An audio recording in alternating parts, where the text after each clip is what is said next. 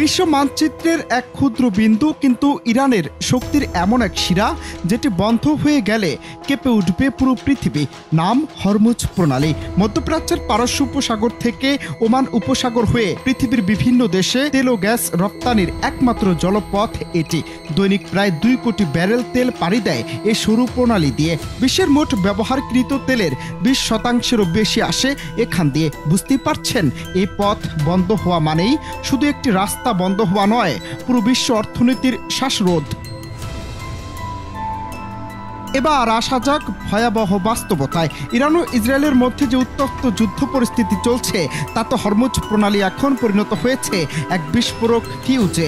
Israel যদি ইরানের ভেতরে পারমাণবিক স্থাপনায় হামলা চালায় আর ইরান পাল্টা হরমুজ প্রণালী বন্ধ করে দেয়, তাহলে কি হবে? বিশ্ববাজারে তেলের দাম হু হু করে বেড়ে যাবে।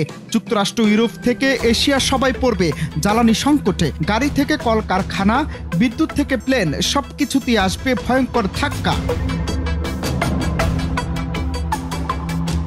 বিশেষজ্ঞরা বলছেন, হরমুজ প্রণালী বন্ধ হলে তেলের দাম ব্যারেল প্রতি $200 ছাড়িয়ে যেতে পারে, যা বিশ্ব অর্থনীতির জন্য এক ভয়ঙ্কর বিপর্যয় ডেকে আনবে।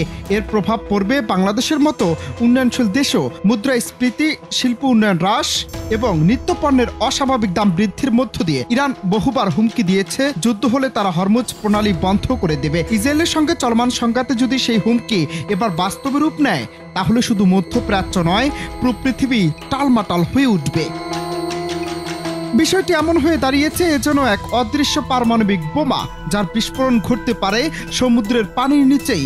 তেলার আগুনের দহন জ্বালিয়ে হরমুজ প্রণালীতে যদি আগুন জ্বলে ওঠে, তার আজ শুধু যুদ্ধক্ষেত্রে নয়, আপনার হাতের বাজার ভেগেও লাগবে আগুন। তবে প্রশ্ন থেকেই যায়, তৃতীয় বিশ্বযুদ্ধের আশঙ্কা জেনেও ইরান কি এই হরমুজ প্রণালী বন্ধ করবে, নাকি কুপকাত হবে বিশ্ব রাজনীতির কাছে? যদি তাই হয়, মুসলিম বিশ্ব কি তাই মেনে নিবে? কোন দিকে যাবে পরিস্থিতি? সব দিকে যেন ধোঁয়াশা।